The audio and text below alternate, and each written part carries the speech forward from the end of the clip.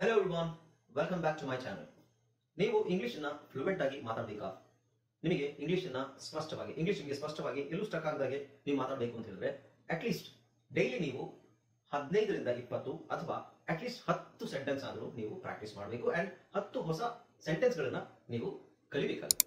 Okay, so ಇವತ್ತಿನ ಕ್ಲಾಸಲ್ಲಿ ಇವತ್ತಿನ ವಿಡಿಯೋದಲ್ಲಿ ನಾನು ಅದೇ ನಿಮಗೆ 12 ಸೆಂಟೆನ್ಸ್ ಅನ್ನ ಹೇಳ್ಕೊಡ್ತೀನಿ.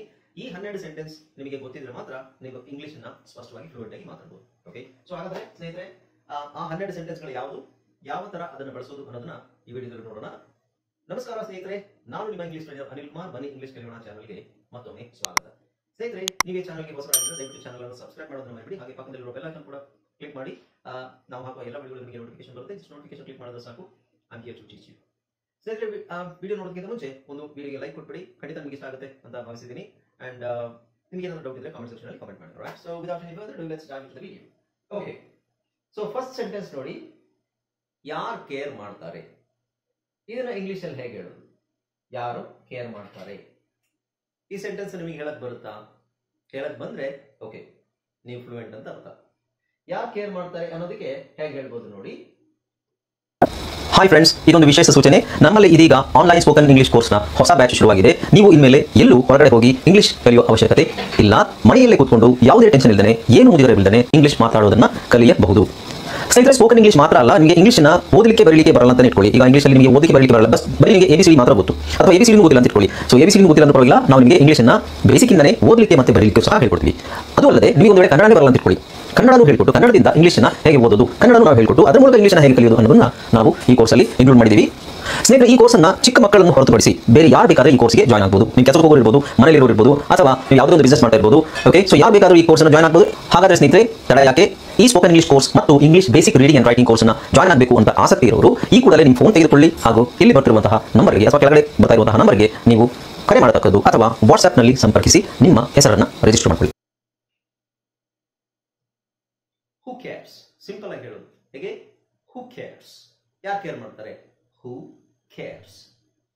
ಇದಕ್ಕೆ ನಾವು ಇದು ಯಾವ ತರ ಸೆಂಟೆನ್ಸ್ ಅಂತ ನಾನು ಆಮೇಲೆ ಹೇಳ್ತೀನಿ. Just let see. Okay, so ಯಾರಿಗೆ ತಾನೇ ಅದು ಬೇಡ? ಯಾರಿಗೆ ತಾನೇ ಅದು ಬೇಡ, ಇದನ್ನು ಕನ್ನಡದಲ್ಲಿ ಇಂಗ್ಲಿಷ್ ಅಲ್ಲಿ ಹೇಗೆ ಹೇಳ್ಬೋದು? ಯಾರಿಗೆ ತಾನೇ ಅದು ಬೇಡ. ನೋಡಿ, ಇಂಗ್ಲಿಷ್ ಅಲ್ಲಿ ಅದು ಹೇಗಿದೆ ಹಾಗೆ ನಾವು ಟ್ರಾನ್ಸ್ಲೇಟ್ ಮಾಡಕ್ ಆಗೋದಿಲ್ಲ. ವರ್ಡ್ ಬೈ ವರ್ಡ್ ಟ್ರಾನ್ಸ್ಲೇಷನ್ ಇರಲ್ಲ. ಅದಕ್ಕೋಸ್ಕರನೇ ನೀವೇನ್ ಮಾಡಬೇಕು, ಅದನ್ನು ಕಂಪ್ಲೀಟ್ ಆಗಿ ಅದು ಹೇಗಿದೆಯೋ ಇಂಗ್ಲಿಷ್ ಅಲ್ಲಿ ಹಾಗೇನೆ ಕಲಿಬೇಕಾಗುತ್ತೆ. ಓಕೆ, ಸೊ ಯಾರಿಗೆ ತಾನೇ ಅದು ಬೇಡ ಅಂತ ಹೇಗೆ ಹೇಳೋದು? ಗೆಸ್ ಮಾಡ್ತೀರಾ? Okay, who wouldn't want that. Who would not.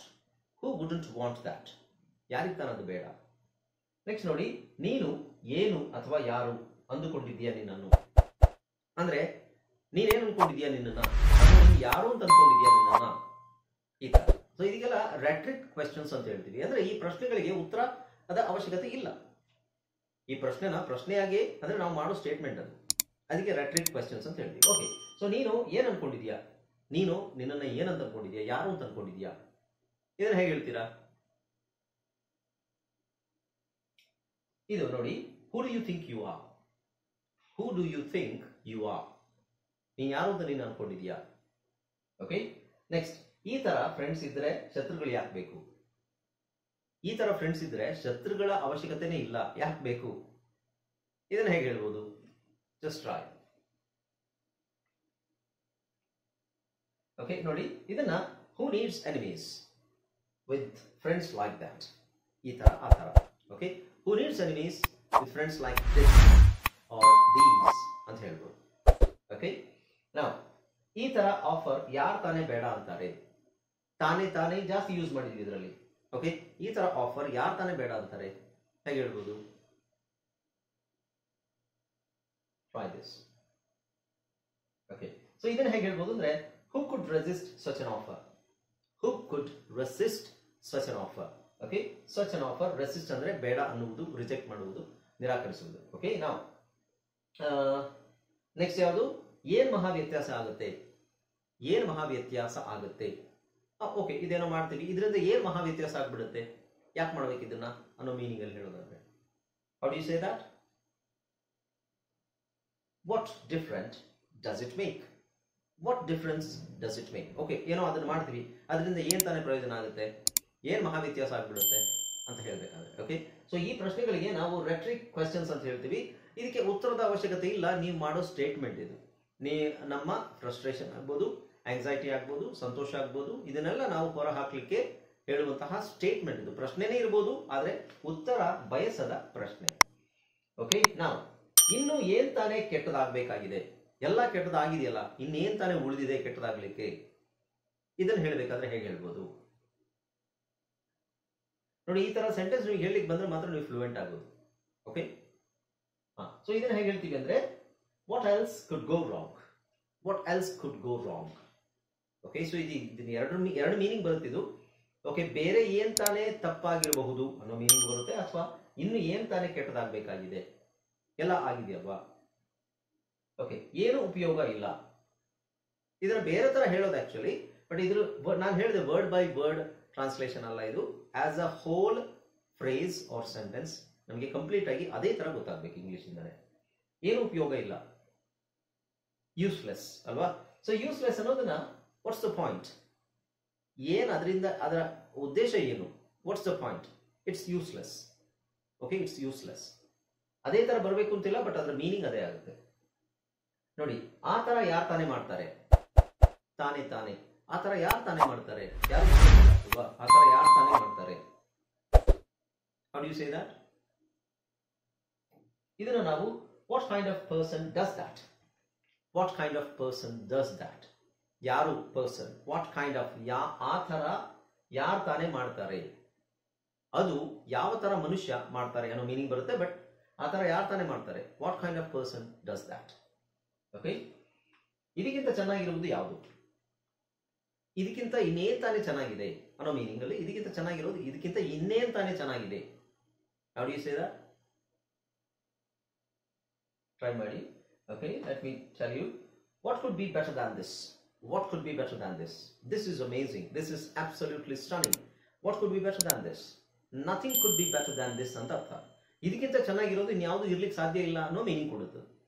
Okay, ನಾವು ಶಿಕ್ಷಕರಿಲ್ಲದಿದ್ದರೆ ನಾವು ಎಲ್ಲಿರುವೆವು ಅಂದ್ರೆ ಎಲ್ಲಿರ್ತೀವಿ ಅನ್ನೋ ಮೀನಿಂಗ್ ಬರುತ್ತೆ. ಇದು ಸಿಂಪಲ್ ಆಗಿ ಹೇಳ್ಬೋದು. You see, where would we be without teachers, teachers ಇಲ್ಲದೆ ನಾವು ಎಲ್ಲಿರ್ತೀವಿ. ಸಮಯ ಎಲ್ಲಿ ಹೋಯ್ತು, ಸೊ ಸಮಯ ಎಲ್ಲಿ ಹೋಯ್ತು ಅಂದ್ರೆ ಇದು ಬೇರೆ ತರ ಮೀನಿಂಗ್ ಬರುತ್ತೆ, ಬಟ್ ಇಂಗ್ಲಿಷ್ ಅಲ್ಲಿ ಇದು ಪರ್ಫೆಕ್ಟ್ ಆಗಿರುತ್ತೆ ನೋಡಿ. ಸಮಯ ಎಲ್ಲಿ ಹೋಯ್ತು, where has the time gone, where has the time gone. So ಸಮಯ ಅನ್ನೋದು ಒಂದು ವ್ಯಕ್ತಿ ಅಥವಾ ಒಂದು ವಸ್ತು ಅಲ್ಲ ಹೋಗ್ಲಿಕ್ಕೆ, ಬಟ್ ಸಮಯ ಕಳೆದು ಹೋದಾಗ, ಸಮಯ ಇದ್ದಕ್ಕಿದ್ದಂತೆ ಕಳೆದು ಹೋಗುತ್ತೆ. ಅವಾಗ ನಾವೇನೋ ಅನ್ಕೊಂಡಿರ್ತೀವಿ, ಟೈಮ್ ಇನ್ನೂ ಇದೆ ಅಂತ ಅನ್ಕೊಂಡಿರ್ತೀವಿ. ಆದ್ರೆ ಅದು ಏನಾಗುತ್ತೆ, ಸಮಯ ಟೈಮ್ ಪಾಸ್ ಆಗಿರೋದೇ ಗೊತ್ತಾಗಲ್ಲ, ಅಷ್ಟು ಬೇಗ ಸಮಯ ಹೋಗಿರುತ್ತೆ ಅಲ್ವಾ. ಆವಾಗ ನಾವು ಕೇಳೋದು, ಓಕೆ ನಾವು ಬೆಳಗ್ಗೆಯಿಂದ ಕೆಲಸ ಮಾಡ್ತಾ ಇದ್ದೀವಿ, ಎಲ್ಲಿ ಹೋಯ್ತು ಟೈಮು ಅಂತ ಕೇಳಲ್ವಾ. ಅದನ್ನ ಹೇಳ್ಬೇಕು, where has the time gone, we've been working since morning and yet the work is not completed. ಬೆಳಗ್ಗೆಯಿಂದ ಕೆಲಸ ಮಾಡ್ತಾ ಇದೀವಿ, yet the work is not completed, where has the time gone? Time flies ಅಂದ್ರೆ ಸಮಯ ಸುಮ್ಮನೆ ಹಾಗೆ ಹಾರುತ್ತೆ. So time flies, it's an idiom phrase. Okay, ಗೊತ್ತಾಯ್ತಲ್ಲ. ಸೊ ಇದನ್ನ ನಾವು ಈ ತರ ಇನ್ನೂ ಸುಮಾರು ಸೆಂಟೆನ್ಸ್ಗಳಿದ್ದಾವೆ. ಸದ್ಯಕ್ಕೆ ಇಷ್ಟು ಸಾಕು. ದಿನಕ್ಕೆ ನೀವು ಅಟ್ಲೀಸ್ಟ್ 12 ಸೆಂಟೆನ್ಸ್ ಅನ್ನ ಇದೇ ತರ ಪ್ರಾಕ್ಟೀಸ್ ಮಾಡಿ, 12-15 ಸೆಂಟೆನ್ಸ್ ಅನ್ನ ಪ್ರಾಕ್ಟೀಸ್ ಮಾಡಿ, ಹೊಸ ಸೆಂಟೆನ್ಸ್ ಗಳನ್ನ ನೀವು ಪ್ರಾಕ್ಟೀಸ್ ಮಾಡಬೇಕು. ಓಕೆ, ನಿಮಗೆ ಟೈಮ್ ಇದ್ರೆ ನೀವು 12 ಅಲ್ಲ 20 ಸೆಂಟೆನ್ಸ್ ಗಳನ್ನ ಪ್ರಾಕ್ಟೀಸ್ ಮಾಡೋದ್ರಲ್ಲಿ ತಪ್ಪೇನಿಲ್ಲ. Maybe more than 20. Okay, it's okay, only if you have time, right. Okay, so video ಇಷ್ಟ ಆಗಿದೆ ಅಂತ ಅನ್ಕೊಂಡಿದ್ದೀನಿ. ನೋಡಿ, ಇದರಲ್ಲಿ ನೀವು ಡೈರೆಕ್ಟ್ ಟ್ರಾನ್ಸ್ಲೇಷನ್ ಮಾಡಕ್ ಹೋಗ್ಬೇಡಿ, ಇದ್ಯಾಕೆ ಹಿಂಗೆ ಅದ್ಯಾಕೆ ಹಂಗೆ ತಲೆ ಕೆಡಿಸ್ಕೋಬೇಡಿ, ಇದಕ್ಕೆ ಹಿಂಗೆ ಹೇಳ್ತಾರೆ ಅಷ್ಟೇ. Okay, so what could be better than this, ಇಲ್ಲಿ ಕುಡ್ ಯಾಕಿದೆ, ಬಿ ಯಾಕಿದೆ, ಅದೆಲ್ಲ ಏನೂ ತಲೆ ಕೆಡಿಸ್ಕೋಬೇಡಿ. ಗ್ರಾಮರ್ ಇದೆ ಇಲ್ಲ ಅಂತಿಲ್ಲ, but it's not necessary here. ಇದನ್ನ ಹೀಗೆ ನೀವು ಬಾಯ್ಪಾಠ ಮಾಡಿ ಹೀಗೆ ಹೇಳಕ್ಕೆ ಕಲಿಬೇಕು. Okay, I hope you got that. Alright, so video ಇಷ್ಟ ಆಯ್ತು ಅಂತ ಅನ್ಕೊಂಡಿದ್ದೀನಿ. ವಿಡಿಯೋ ಇಷ್ಟ ಆದರೆ ವಿಡಿಯೋ ಒಂದು ಲೈಕ್ ಅನ್ನು ಕೊಟ್ಬಿಡಿ, ಹಾಗೆ ವಿಡಿಯೋನ ಎಲ್ಲ ಕಡೆ ಶೇರ್ ಮಾಡಿ. ನಿಮ್ಗೆ ಏನಾದರೂ ಡೌಟ್ ಇದ್ರೆ ಕಾಮೆಂಟ್ ಸೆಕ್ಷನ್ ಅಲ್ಲಿ ಕಾಮೆಂಟ್ ಮಾಡಿ. ಅಂಡ್ ಅಫ್ಕೋರ್ಸ್ ನೀವು ಇನ್ನೂ ಹೊಸಬರಾಗಿದ್ದರೆ ಈ ಚಾನಲ್ಗೆ ಚಾನಲ್ ಅನ್ನು ಸಬ್ಸ್ಕ್ರೈಬ್ ಮಾಡೋದನ್ನ ಮರಿಬೇಡಿ. ಓಕೆ, ನಿಮ್ಗೆ ಏನಾದರೂ ಡೌಟ್ ಇದ್ರೆ ಕಾಮೆಂಟ್ ಸೆಕ್ಷನ್ ಅಲ್ಲಿ ಕಾಮೆಂಟ್ ಮಾಡಿ. Right, thank you so much for watching this video. This is Anil Kumar signing off. See you in the next video. Until then, take care. Bye bye.